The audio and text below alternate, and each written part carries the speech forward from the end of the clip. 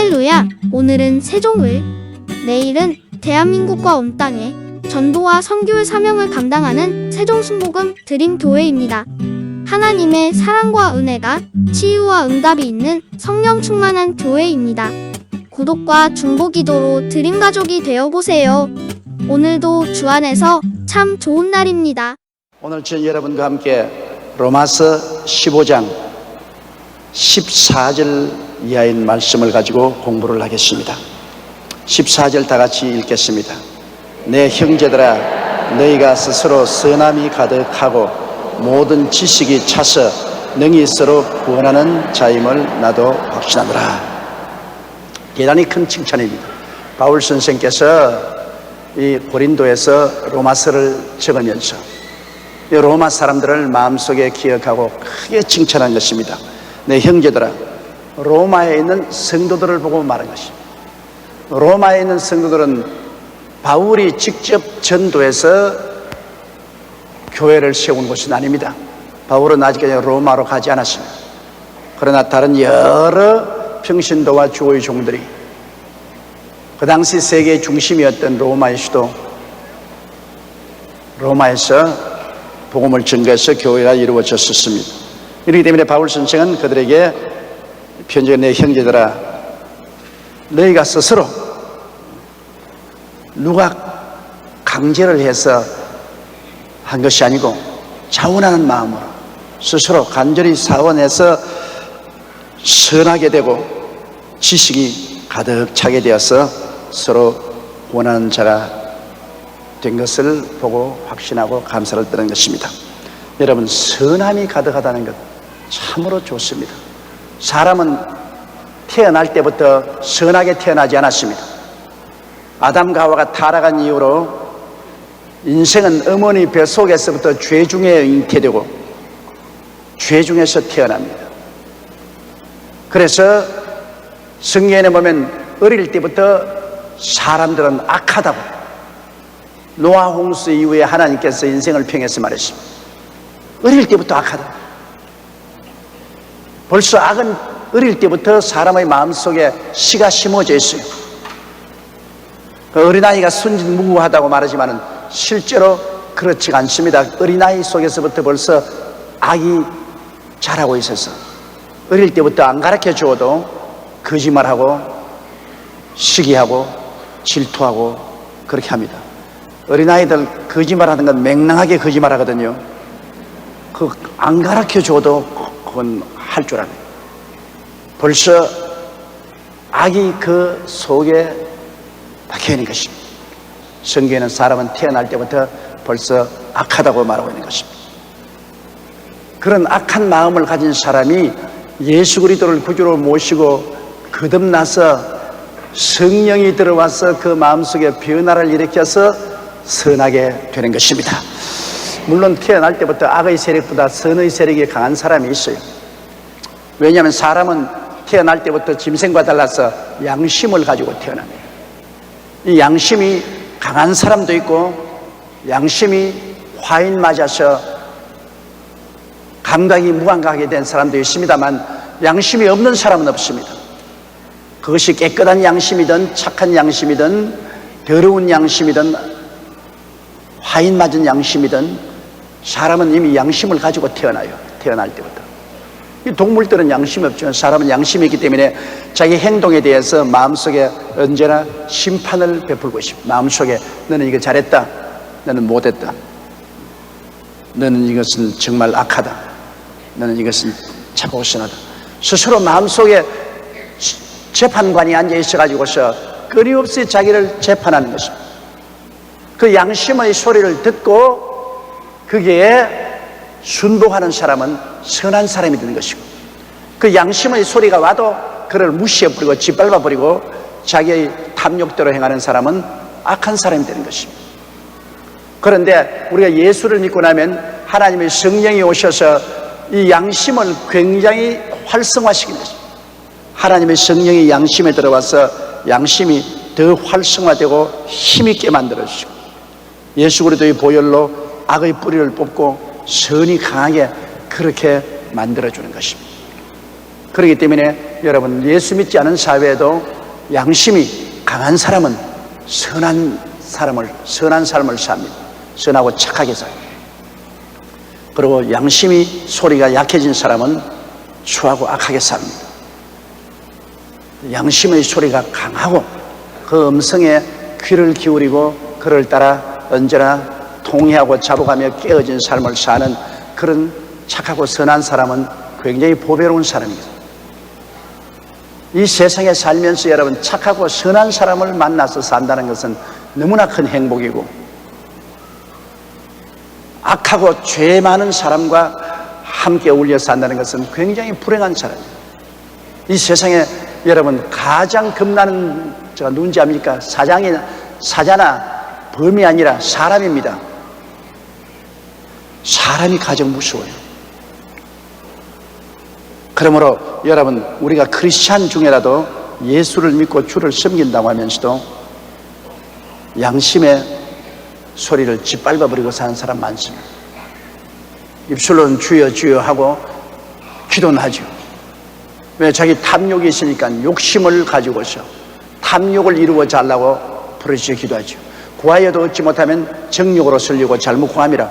탐욕을 가지고 부르짖어서 기도하고 할 수 있습니다. 그러나 선하고 착한 양심이 없이 탐욕만 가지고 부르짖으면 하나님이 겉을 보지 않고 속을 보시기 때문에 그 부르짖으면 주님께서 듣지 않으십니다. 하나님의 성령이 이끌어가는 선하고 착한 양심을 따라 회개할 것 회개하고 버릴 것 버리고 변화받을 것 변화받으면서 기도할 때 그 기도는 응답을 받는 것입니다. 그러므로 성령이 인도하는 양심의 소리를 우리 항상 귀 기울여야 됩니다. 성령이 인도하는 양심의 소리를 짓밟아버리고 난 다음에는 우리의 신앙은 그때부터 돛이 부러진 신앙입니다. 세상의 정욕과 안목의 정욕과 이 세상의 자랑을 따라 그냥 흘러가게 돼요. 이러므로 여러분, 우리가 모든 생활 속에 성령이 양심을 통해서 고요하고 잠잠하게 말씀하실 때 크게 귀를 기울이는 게 좋습니다. 그 성령의 음성에 귀를 기울이고 양심의 음성, 성령이 양심을 통해서는 음성에 귀를 기울이고 내가 깨어주고 순복하면 착하고 선한 사람이 됩니다. 하나님이 인정하죠. 로마 사람들은 양심의 소리에 귀를 기울이고 사는 사람입니다. 그렇기 때문에 스스로 선함이 가득하다. 성령의 양심을 통해서 명령하는 것을 그대로 실천하니까 선함이 가득하다. 야, 이게 얼마나 놀라운 축복이요 칭찬인지 모릅니다. 그 사람은 참 선하고 착한 사람이에요. 그 사람은 악하고 무서운 사람이에요. 그렇게 우리가 평론하지 않습니까? 내 형제들아, 너희가 스스로 선함이 가득하고 모든 지식이 차서, 지식이라는 것은 이 세상 지식을 말하는 건 아닙니다. 여기 말하는 것은 하나님 말씀에 대한 지식입니다. 여러분이 지식이 없이 열심하는 것은 굉장히 위험합니다. 하나님의 말씀에 서지 않고 열심만 내는 것은 잘못하다가는 큰 사고를 일으킵니다. 무조건 하고 열심만 가지고 머리는 떼버리고 감정만 가지고 날뛰다가는 큰일 나는 것입니다. 밸런스가 잡혀야 돼요.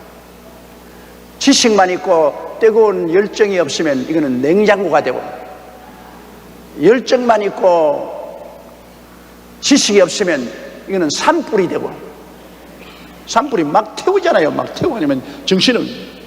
그러니까 지식과 마음의 뜨거운 성령의 체험으로 일어나는 열정과 밸런스가 잡혀야 되는 것입니다. 지식도 있고 열정도 있습니다. 우리 한국 교회 지식만 있는 교회는 아주 지식만 강조해 가지고서 그냥 머릿속으로만 가득하고 마음에 뜨거운 정열이 없습니다. 하나님에 대한 뜨거운 사랑과 정열이 없으니까 아주 냉랭하죠. 아주 냉랭하게 형식과 의식적으로 틀림없지만은 냉랭하죠. 그것도 안 되고, 또 어떤 교회는 하나님 말씀을 제껴놓고 열정이 넘쳐가지고서 그냥 환상만 보았다, 계시 들었다, 음성 들었다는 소리만 하고 뭐 우리 목사님을 쳐다보니까 목사님이 해 안에 있더라. 환상을 위해 달 안에 있더라. 뭐 예수님이 특별히 목사님을 붙잡고 있더라. 그런 소리만 하고, 이것도 절단 강산입니다. 그렇게 되면 여러분, 이 세상에 나와 세상은 간고롭고 구수한 주만 보이도다. 예수님 이외에 아무것도 필요가 없어요.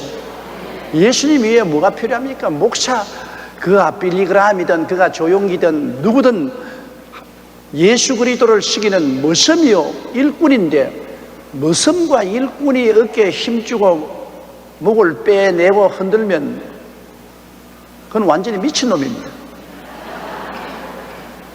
주인 내놓고 머슴과 일꾼이 주인 행세를 하면 됩니까?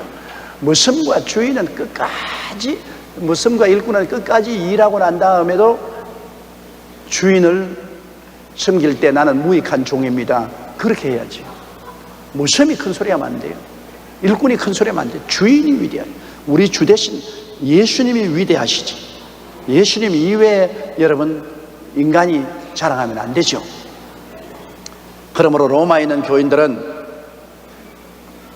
선함이 가득하고 양심을 따라 성령의 인도를 받는 선함이 가득하고, 또 모든 지식, 기독론, 성령론, 무슨 천사론, 마귀론, 그 다음엔 말세론, 뭐 여러 가지 신학적인 그런 성경에 기반한 지식이 가득하기 때문에 바람에 이리저리 불려내려가지 않습니다. 그러므로 능히 서로 구원하는 자임을 확신. 이렇게 되니까 서로 구원한다. 서로 힘을 주고 선함을 더 크게 하고, 지식도 서로 나누니 더 많은 지식을 얻게 돼요. 사람이란 혼자서 온전하게 되지 못해요. 사람인 자는 서로 바치고 있잖아요. 사람은 교제를 통해서 선함은 더욱 선해지고, 지식은 더욱 많아지고, 슬픔은 나누면 가벼워지고, 기쁨은 나누면 더 커지고, 사람은 서로 나누면서 살게 돼요. 외롭게 고독하게 살도록 되어 있지 않습니다. 마귀는 어떻게 하는지 인간을 고독하게 만들어 소외되어서 전부 4분 5열씩해서 각게 나누어 가지고서 치려고 해요. 나누어 치려고 해요. 나누면 치기가 쉽습니다. 이런 이야기가 있어요. 이 소떼들이 모여서 사는데, 소는 딱 무서운 짐승이면 딱 서로 머리를 맞대고 발을 뒤로 해가지고서 발로 찹니다. 차기 때문에 도저히 그곳에 있는 싸나운 짐승이 소를 잡아먹을 수가 없어요. 딱 단결해가지고서 서로 머리를 딱 맞대고 뒤로 발길을 치기 때문에 근처 가지를 못해요. 그래서 짐승이 생각하다 못해가지고서 다른 소 한 마리에 가서, 야, 너 친구 다른 소가 내게 와서 말하기를 너는 풀만 뜯어먹고 아무것도 할 줄 모르는 무능병이라 그러더라. 너 보고 어마어마하게 욕을 하더라.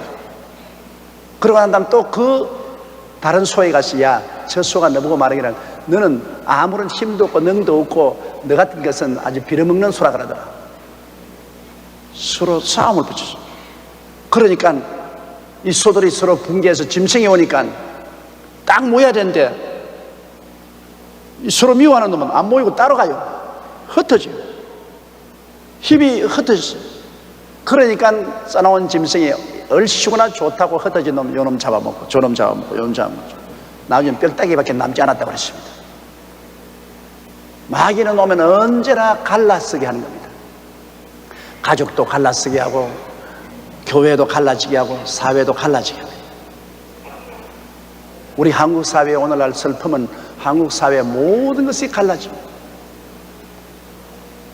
노동계도 갈라지고, 사회도 모두 다 시민단체라는 것이 일어나서 서로 고소하고 서로 물고 찢고 갈라지고, 교파도 갈라지고, 교회도 갈라지고, 요 사이 그냥 마귀가 한국에 와서 완전히 사물놀이를 하는 거예요. 사물놀이를 북치고 징치고 장구 두드리고 춤추고 우리 세상 다 왔다고. 전부 갈라놓으니까 아무런 힘도 없어. 교회도 힘이 없고 정치계도 국회가 무슨 힘이 있습니까? 여당 야당 너무 극단적으로 갈라져 싸우니까 서로 물고 찌면 망하다고. 그리고 사회가 갈라져 있으니까 우리 보고 좋다고 박수 치는 것은 누구냐? 북한의 김정일이밖에 없습니다. 잘한다 잘한다, 천군 이겨라, 백군 이겨라, 자꾸 싸워라 자꾸 싸워라, 그거밖에. 물고 찢고 싸우면 그게 에너지를 다 소모.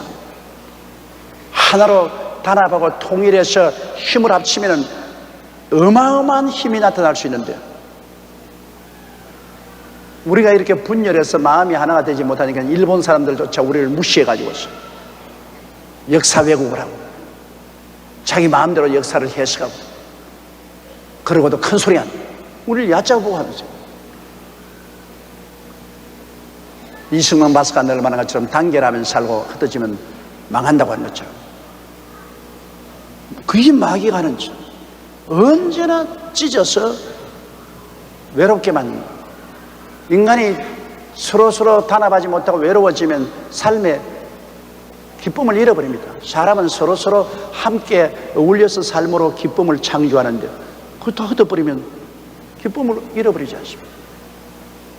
성령은 언제나 와서 하나 되게 하는 역사를 하는 것입니다. 성령은 와서 자꾸 감화 감동을 통해서 가정도 하나 되게 하고, 형제들도 하나 되게 하고, 교회도 사회도 성령은 하나 되게 하려고 이렇습니다. 그러니 성령께서 우리 한국에 지금 오셔서 탄식을 하는 거예요. 왜? 하나가 안 되니까.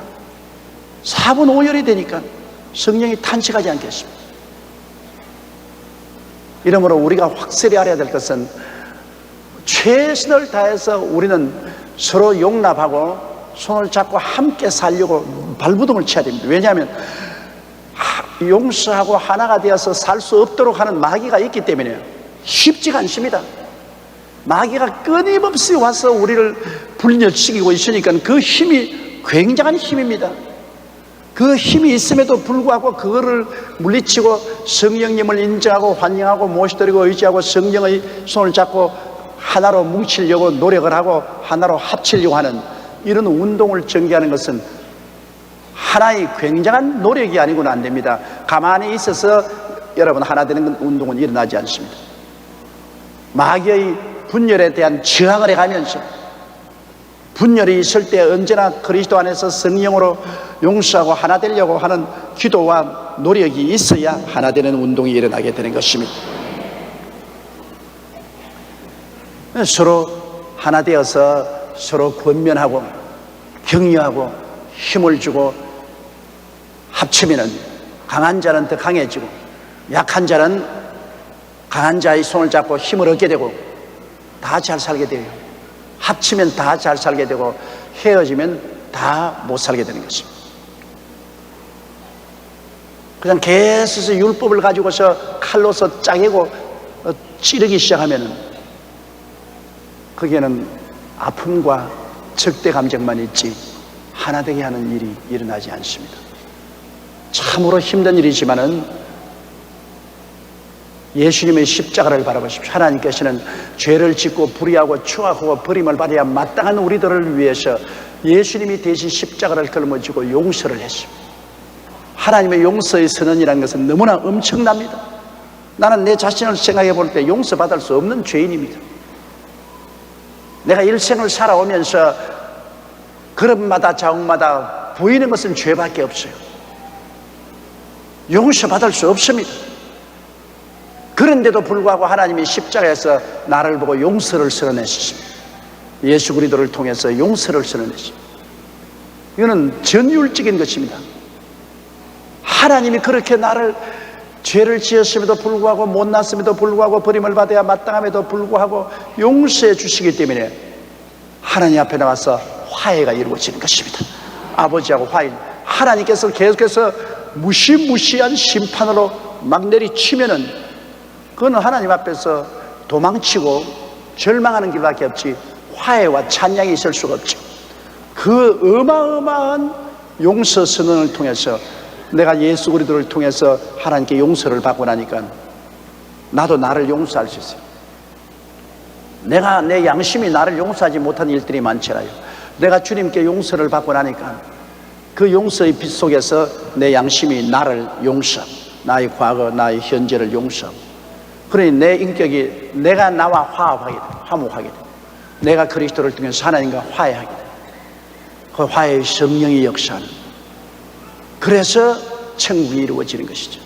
심판만 가지고는 이루어지지 않습니다. 심판에서 사람을 전부 난도질을 치면은 살아남을 사람 아무도 없어요. 아무도 없습니다. 성경은 모든 사람이 죄를 범하였으니 하나님의 영광에 이르지 못한다고 말했으며, 율법 앞에서 의롭다함을 얻을 육체가 없다고 말했습니다. 하나님의 율법 앞에서 의롭다함을 얻은 육체가 어디 있습니까? 없죠.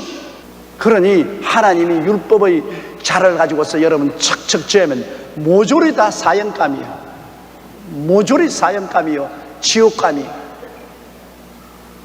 어디에 쓸 수 있어요? 그러면 화목이라는 것은 있을 수 없지. 사형을 받고 내리몰아치는데 무슨 화목이 있어? 일치가 있어요.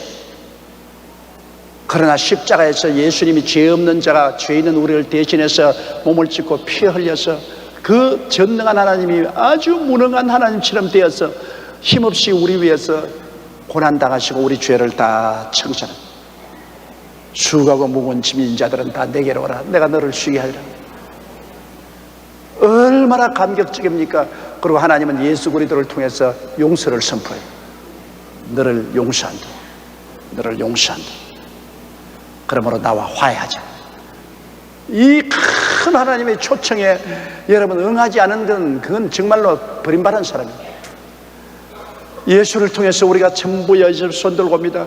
그 보혈이 우리를 씻고 하나님이 화해로서 우리를 끌어안아 주니까 그 그리스도 안에서 하나님과 화해가 되고 일치가 되죠. 용서 없이 절대로 여러분 일치는 없습니다.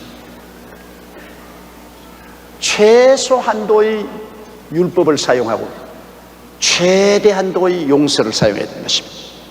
법이 없을 수는 없어요. 법은 삶의 기반이니까 법은 있어야 돼요.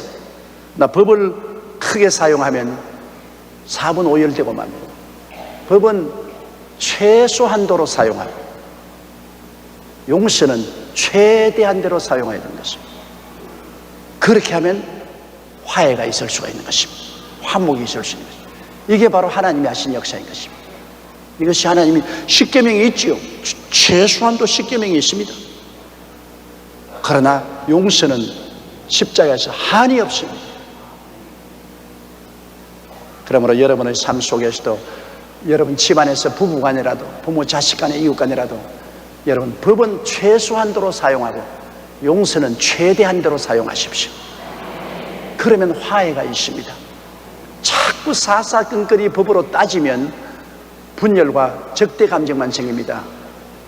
인생이란 같이 어울려 살면 끊임없이 대결이 되고 충돌이 오게 돼 있어요. 사람이 어떻게 똑같이 의견이 일치할 수 있습니까? 그러므로 사람이 함께 모여 살기 위해서는 반드시 계약이 있어야 돼요.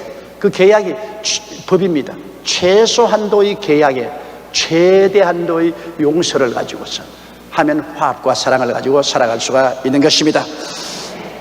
그건 우리가 그렇게 알고 노력을 해야 돼요. 15절요. 그러나 내가 너희로 다시 생각나게 하려고 하나님께서 내게 주신 은혜를 인하여 더욱 담대히 대강 너희에게 선노라. 하나님의 진리의 말씀은 반복하면 반복할수록 좋습니다. 진리라는 것은 여러분 반복하면 반복할수록 좋아요. 예를 들어 말하면 밥 있지 않습니까? 밥은 아무리 먹어도 좋아요. 그렇기 때문에 우리가 이 진리의 말씀은 또 적고 또 듣고 또 듣고 하는 것이 좋습니다. 그래서 늘 마음에 생각해야 돼요. 그러나 내가 너희로 다시 생각나게 한다는 것은 똑같은 말 또 한다 그 말인 것입니다. 성경은 똑같은 말 또 해도 좋지만은 다른 말은 똑같은 말 하면 재미가 없어요. 옛날 이야기 같은 거 한번 들은 거 또 하면 아무 재미도 없어요. 옛날 우리 자랄 때 우리 아버님께서 교훈을 하시는데 아버님은 잊어버리고 난 다음에 옛날 한 말을 또 하셔요. 그래 그게 한 번쯤 들은 게 아니라 한 10번쯤 들었어요. 그래서 우리 애들이 다 앉아서 저녁에 이제 아버님 교훈을 듣는데 아버님이 교훈을 이렇게 말씀. 우리 그때 누님이 말씀을 했는가 아버지 그거 옛날에도 여러 번 말했어요. 그러니까 자녀들 말고 들어라. 어른이 말하면 들어야지. 그래서 우리가 함정하다가 듣고 난 다음에 나중에 나와가 형제끼리 모여서 실력이 나서 못 살겠다 이제. 처음부터 끝까지 우리 다 외우고 있지 않느냐. 다 아는 말인데 또 하시니까 이제는 뭐 못 견디겠다. 우리끼리 그렇게 해서 아버님 흉을 본 것이 지금도 기억이 나요. 지금은 지나고 보면 그 교훈의 말씀이 참으로 좋은 말씀이었는데 어릴 때는 그 자꾸 들으니까 싫고, 이 세상 교훈이라는 것은 자꾸 들으면 싫어지고 그 말을 한 사람을 보고 잔소리꾼이라고 합니다. 자꾸 잔소리만 한다. 그러나 하나님 말씀은 그렇지 않아요. 하나님 말씀은 다시 듣고 또 다시 듣고 다시 생각나는 것이 얼마나 좋아요. 그래서 바울 선생은 말하기를 내가 너희로 다시 생각나게 하려고 하나님께서 내게 주신 은혜를 인하여 더욱 담대하게 대학 너에게 썼다고 해요. 편지는 이미 이 말씀은 너희가 아는 말씀인데 아는 말씀을 내가 다시 너희들에게 기억나게 한다. 그래서 너희가 더 은혜가 넘치게 하기를 바랍니다. 그러므로 하나님 말씀은 여러분 창세기부터 계시록까지 읽고 또 읽고 또 읽고 그래도 새로워요. 16절요. 이 은혜는 곧 나로 이방인을 위하여 그리스도 예수의 일꾼이 되어 하나님의 복음의 제상 직무를 하게 하사 이방인을 제물로 드리는 그것이 성령 안에서 거룩하게 되어 받으심적하게 하렵니다. 야, 이거 굉장히 긴 말씀입니다. 이 은혜는 즉 복음 말씀을 증가하는 은혜를 말하는 것입니다. 나로 이방인을 위하여 그리스도 예수의 일꾼이 되어. 여러분, 하나님이 우리를 일꾼으로 부르지 않습니까? 일꾼. 왜 하나님은 저 사람은 부르고 나는 안 부르냐? 여러분, 일꾼은 말 그대로 일하는 사람을 부르는 것입니다. 게으른 사람은 주님이 안 불러요. 일꾼은 일해야 일꾼이 되지 게으른 사람 부릅니까? 셀리더들을 어떠한 사람을 하나님이 셀리더로称한지 압니까? 그것은 열심으로 일하는 사람을 셀리더로 하나님이称하지 나홀로 셀리더는 하나님이 안称합니다. 왜? 일을 안 하니까 나홀로가 되지. 나홀로라는 것은 여러분 하늘나라에는 있을 수가 없어요. 하늘나라는 예루살렘에서 온 유대와 사마리아와 땅까지 이르내 정의되려고 했으니 내가 하나님의 일꾼 되었으면 일을 해야지. 이게 논꾼이라고 안 했어요. 논은 논꾼이 아니고 일꾼이에요. 일하는 사람을 주님이 택해서 기름 부어주세요. 주님이 택하신 12사도 보세요. 한 사람도 노는 사람 부른 적이 없어요. 전부 다 물가에서 고기 잡는다고 그물 던지고 혹은 그물 깁고 혹은 세무서에 앉아서 세금 거두고 일하는 사람을 현장에서 주님이 제자로 불렀지 놀고 있는 사람은 제자로 부른 적이 없어요. 오늘날 또 주님께서는 여러분과 나를 택할 때 일꾼을 택하는 것입니다. 게으른 사람은 절대 안 택해요. 그래서 주의 종도 일하는 사람을 택하시고, 그리고 셀리더들도 열심히 나가서 영혼을 구원하는 일을 하는 사람을 하나님이 셀리더를 택해서 기름 부어주시고 축복을 주시고. 셀리더 그 뭐 해도 좋고 안 해도 좋지. 그렇지 않아요. 하늘나라는 하나님이 일꾼으로 인정한다는 것은 굉장한 영광입니다. 왜냐? 하나님의 나라를 위해서 일꾼으로 일했으면 일꾼에는 반드시 뭐가 나갑니까? 월급이 나가요. 하나님이 일 시켜놓고 공짜로 부르지 않습니다. 일꾼은 반드시 일한 데 대한 대가를 주시는 것입니다. 우리가 셀리더로 됐다는 것은 하나님이 하늘나라에 대가를 예비해 놓았다 그 말씀입니다. 천당에 가서 대가를 받아요. 지상에서도 대가 받을 뿐 아니라 천당에서 가서 대가를 받아요. 일꾼이 못 된다는 것은 너무나 슬픈 일입니다. 왜? 일하는 소에게 망을 씌우지 말아야겠지 노는 소에게 망 씌우지 말아 안 했어요. 노는 소는 입 막아놓아라 거든. 일하는 소는 일꾼은 망 씌우지 말고 마음대로 뜯어먹게 해라. 마음을 뜯어먹게. 그럼 우리가 셀리더로서 일을 할 때는 우리가 망을 안 씌우기 때문에 기도해도 응답도 오고 하늘나라에 가시도 하나님이 많은 축복으로 채워는 일 안 하는 사람에게 주님께서 망을 씌워버리죠. 일꾼입니다. 그럼 바울 선생도 이방인을 위한 그리스도의 일꾼이 됐다. 하나님께서는 베드로는 유대인들을 위해서 일꾼으로 만들었고 바울 선생은 이방인을 위해서 일꾼으로 만들었고 이방인을 위한 일꾼으로 만들었고 일꾼은 여러분 자기 마음대로 일터를 택하지 못합니다. 일꾼은 주인이 시키는 일을 해야 됩니다. 주인이 시키지 않은 일에는 소용이 없습니다. 주인이 너는 동대문 시장에 가서 오늘 물건을 사오너라. 동대문 시장. 아니요, 나는 남대문에 갈래요. 그럼 뭐 그건 일꾼으로서 파면당하죠. 일꾼은 주인이 시키는 일. 그러면 우리는, 하나님께서는 저에게는 너는 여의도 순복음교회에서 일하라. 그러므로 나는 죽기 아니면 살기로 여의도 순복음교회에서 일을 해야 돼요. 왜? 하나님이 나를 여기서 일하라고 일꾼으로 불러주셨습니다. 그럼 여러분은 너희는 이 서울에 수많은 교회가 있지만은 너희는 여의도 순복음교회에 가서 성도가 되고 그곳에서 일꾼이 되라. 하나님이 시킨 대로 왔어야지. 우리가 주인이 아닌 이상 우리는 종이요, 시종이요, 모섬이요, 일꾼이기 때문에 주인이 시킨 대로 해야 돼요. 바울 선생은 여러 번 그는 예루살렘에서 복음 전하고 싶었습니다. 그래도 하나님께서 너는 이방으로 가라. 결코 바울 선생이 예루살렘에서 일하고 싶어서 죽지 아니면 살기로 예루살렘에 왔다가 거기서 일하려고 하다가 체포되어서 그 다음 난 로마에 가서 목배임을 받았습니다.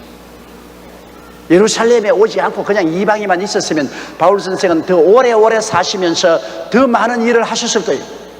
예루살렘에 올 때 성령이 처처에 예루살렘에 가면 감옥에 들어가게 되고 목숨까지 위험하다고 경고를 해도 바울 선생은 나는 그리스도를 위해서 죽기로 작정했다. 그는 예루살렘의 미련을 잊지를 못했어요.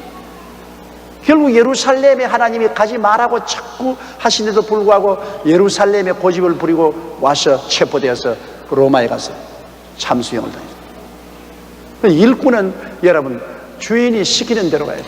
베드로는 유대인에게, 바울은 이방인에게 일꾼으로 보냈어요. 그래서 이게 바울 선생은 이게 말하기를 내가 너희로 다시 이는 이 은혜는 곧 나로 이방인을 위하여 그리스도 일꾼이 되었다. 그렇다고 유대인에게 전도 안 하는 건 아니에요. 전도하지만 주로 부르심을 받은 것이 이방인을 위한 그리스도 일꾼이 되었다. 일꾼입니다. 자기가 주인이 아니에요. 그래서 하나님의 복음의 제사장 직무를 하게 하사. 제사장이라는 건 뭡니까? 제사장이라는 것은 유대인들 제사 직무는 제물을 가져옵니다. 속죄 제물, 속건 제물, 번제물, 감사 제물, 무슨 하목 제물, 제물을 가져오면 그 제물을 죽여서 하나님 앞에서 피를 뿌려서 속죄를 해주고 축복을 가져오는 이런 역할을 하는 거예요. 오늘날 우리는 제사장인데 그러한 짐승의 제물을 드릴 필요가 없는 것은 우리는 하나님의 아들 예수 그리스도가 이미 영원한 제물이 되었으므로 오늘 제사장은 이 예수 그리스도의 제물을 사람들에게 전도하고 예수 그리스도를 통해서 축복해 주는 것이 제사장인 것입니다. 그런데 오늘날 제사 직분은 여러분 목사만 가진 게 아닙니다. 여러분 모두가 다 예수 믿는 사람은 왕 같은 제사장입니다. 따라 말씀해서 나는 왕 같은 제사장이다. 유대민족은 오직 레위 계통의 제사장만 제사장이 되었지만은 오늘날에서 예수 믿는 사람은 모두 다 제사장입니다. 여러분이 다 예수 그리스도라는 우리 제물, 영원한 제물, 이 그리스도의 복음을 전해서 그 보혈로 사람들의 죄를 용서받게 해주시고 이 그리스도의 제물을 통해서 사람들이 복받도록 전하고 기도해주고 모두 다 우리 제사장 역할을 해요. 여러분 다 제사장이에요. 제사장의 역할을 꼭 해야 돼요. 제사장이 그냥 가만히 있으면 안 돼요. 그러므로 우리는 항상 다른 사람들에게 그리스도의 보혈을 전도해서 죄 용서를 받게 해주고 또 믿음이 약하고 고난당한 사람은 제사장으로 그들 가서 회개시키고 축복해주고 힘을 주고 하는 이 제사장 역할을 하는데 바울 선생은 이방인의 일꾼으로서 하나님의 복음의 제사장 직무를 하게 한 것입니다. 그래서 이방인을 제물로 드리는 그것이 성령 안에서 거룩하게 되어 받아심하게 하는 이게 바울 선생께서는 이방인을 예수 전도해서 하나님의 제물로 드리겠다. 예수님은 영원한 제물이지만은 예수 그리스도를 믿고 난 다음에 구원받은 이방인들조차도 제물은 하나님을 기쁘시게 하는 것이기 때문에 이방인을 하나님이 기쁘시게 하는 산 제물로 이방인을 하나님께 드리겠다. 우리의 영원한 제물은 예수님인 것입니다. 그러나 예수 믿은 사람도 그리스도와 함께 우리가 산 제물이 될 수가 있는 것입니다. 그러므로 바울 선생께서는 제사장으로서 예수 그리스도의 복음을 전가하여 이방인들을 구원해서 하나님이 기뻐하시는 제물로, 하나님의 소유물로 바치겠다는 것입니다. 성령 안에서 거룩하게 되어 받으시면 좋아요. 우리가 성령이 우리를 거룩해 하지 우리 힘으로 거룩하게 안 되지 않아요. 우리가 복음 전도하고 예수를 믿고 구원을 받아도 우리가 거룩하게 되는 것은 성령이 오셔서 감동하여 우리를 회개시키고 통회하고 자부하고 거룩하게 만들죠. 우리 힘으로는 안 돼요. 그 바울 선생께서는 그냥 복음을 전하는 것은 아닙니다. 예수 그리스도의 복음을 전해서 사람들을 예수 믿게 하시되 성령으로 함께 역사하였어. 성령이 그들을 예수 믿고 거룩하고 변화되어 하나님을 기쁘시게 하는 제물이 되게 하신 것입니다. 복음 전거는 반드시 성령의 역사가 있어야 돼요. 그럼 성령의 역사는 어떻게 오느냐? 기도하지 않고는 성령 역사는 절대로 안 옵니다. 그냥 말씀 전하는 건 언제나 할 수 있어요. 말씀 전거는 내가 연구하고 공부하고 원고 작성해서 그 원고대로 설교할 수 있어요. 그러나 그 말씀이 사람들에게 은혜가 되고 축복이 되는 것은 말씀과 함께 성령의 영향력이 있어요. 그럼 성령의 영향력은 기도 안 하고는 절대로 안 옵니다. 그냥 말씀 연구를 안 돼요. 그렇기 때문에 주의 종의 큰 부담은 하나님 말씀을 준비하고 난 다음 하나님이여 여기에 성령의 기름 부으심을 달라고 하나님께 애를 하고 간절히 기도해야 되는 것입니다. 애타는 기도를 해야 돼요. 저도 여러분 말씀 준비하고 난 다음 항상 이게 주여 성령 주시옵소서, 성령 주시옵소서, 성령 주시옵소서, 성령. 성령이 오지 아니하시면 이 일을 어떻게 할 수 있습니까? 평생을 부르짖은 것이 그것입니다. 성령의 기름 부으심이 안 오면 도저히 할 수 없는데 성령이 강물같이 넘쳐나면 말씀이 얼마나 맛있게 전파될 수 있는지 몰라요. 바울 선생은 그냥 복음의 제사장으로서 직무를 한 것이 아니라 성령의 거룩하게 하신 능력과 합쳐서 하니까 사람들이 구원받고 성결화되고 변화받죠. 놀라운 역사가 일어나죠. 17절요. 그러므로 내가 그리스도 예수 안에서 하나님의 일에 대하여 자랑하는 것이 있거니와. 바울 선생은 자랑하는 것이다. 내가 복음 증거하는데 다른 사람들 앞에서 떳떳하게 자랑할 것이다. 다 같은 주의 종으로서, 다 같은 사도로서 내가 복음을 증거할 때 내가 다른 사람 앞에 다른 건 자랑하겠지만은 하나님의 역사를 자랑할 것이다. 18절 보면요. 그리스도께서 이방인들을 순종케 하기 위하여 나로 말미암아 말과 일이며 표적과 기사의 능력이며 성령의 능력으로 역사하신 것 외에는 내가 감히 말하지 아니하노라. 이 바울 선생이 자랑하는 것은 자기 자랑 아닙니다.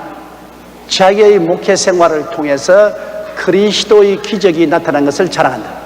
예수님을 자랑한다는 것입니다. 사람이야 자랑할 것 없죠. 사람이 여러분 장기가 있으면 그 장기도 하나님이 주셨지 자기가 한 건 아니거든요. 바울 선생은 말 잘하는 은사도 바라고 일하는 은사도 바라고 그 다음에 복음을 증할 때 표적과 기사의 능력이 나. 여러분 하나님 말씀을 증거하는데 그 말씀을 따라 표적과 이사와 기적이 일어나야 하나님 살아계신 것을 뼛속까지 느낄 수가 있어요. 말만 듣지 말고 그 말이 실제로 나타나니까 야, 그 말이 진짜구나. 말에다가 그 증거가 나타나니까 진짜구나. 한번 여러분 설교를 100번 듣는 것보다도 내 몸에 병든 것 한번 나아보면 하나님 살아계신 체험이 더 절실하다고. 그건 지식으로는 들었지만 내 몸에 딱 체험이 오니까 이건 뭐 틀림없단 말이에요. 체험이 얼마나 중요합니까? 한 마리 썰개보다 한 방울의 꿀이 파리를 더 많이 잡는다고. 체험 하나가 더 많은 하나님의 은혜를 느끼게 만들어주는 것입니다. 그러니까 바울 선생은 복음 증거할 때 그의 복음 증거의 표적과 기사와 능력이 나타나고 그 다음에는 성령의 능력으로 역사하신 것 외에는 내가 감히 말하니 성령의 역사가 일어나서 마음이 회개하고 통회하고 자복하고 말씀을 깨닫게 되고 변화를 가져옵니다. 성령의 능력은 변화를 가져옵니다. 성령 역사하는데 변화가 오지 않았다. 그건 가짜입니다. 여러분 성령 받았다고 하면서 늘 욕 잘하고 늘 싸움 잘하고 시기하고 질투하면서 나는 성령 받았다 앉아서 방언을 도르르 가짜야 가짜. 그 진짜 방언도 아니고 그 가짜야. 성령은 변화시키는 영인 것입니다. 가나의 혼인잔치에서 물을 변하여 포도주로 만들었지 않습니까? 저 12제자 순어부 무식쟁이들을 변화시켜가지고서 역사를 변화시킨 위대한 지도자들을 만든 것입니다. 성령은 변화가 와야 돼요.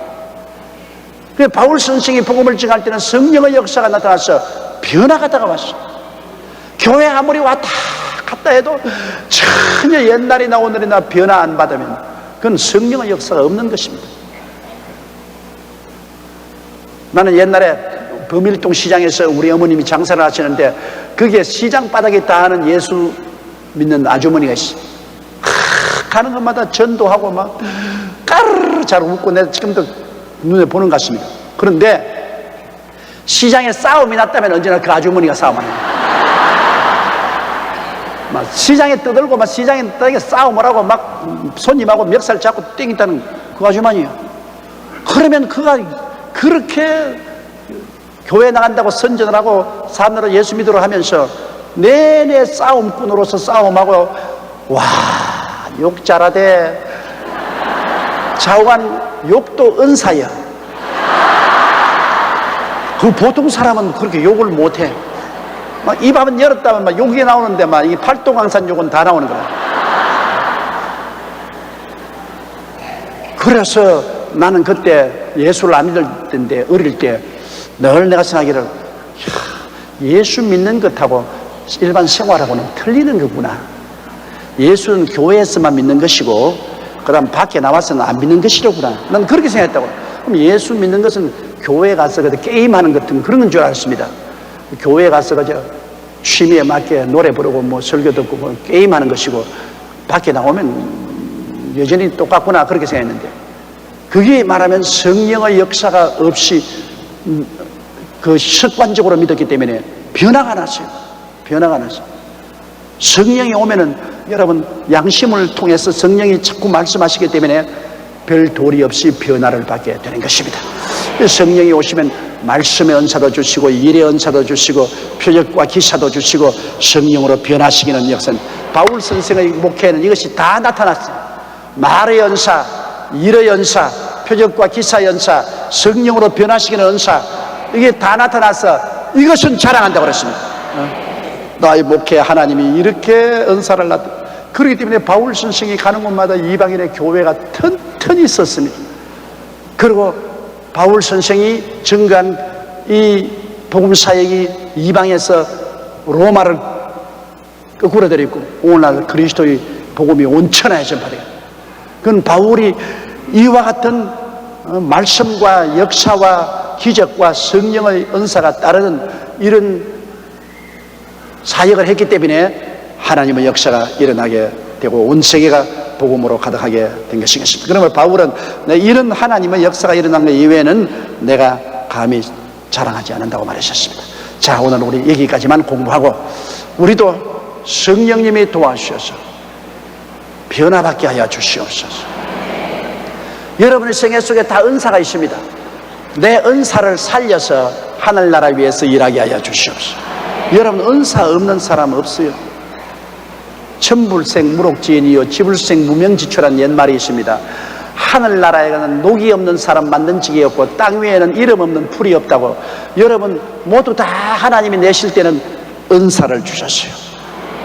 은사를 주셨어요. 그러므로 여러분 기도할 때 내 은사가 무엇인지를 찾아내십시오. 내가 뭘 특별히 잘하는가 장기 은사를 찾아내서 그 은사를 가지고 주님 나라 위해서 섬겨야만 되는 것입니다.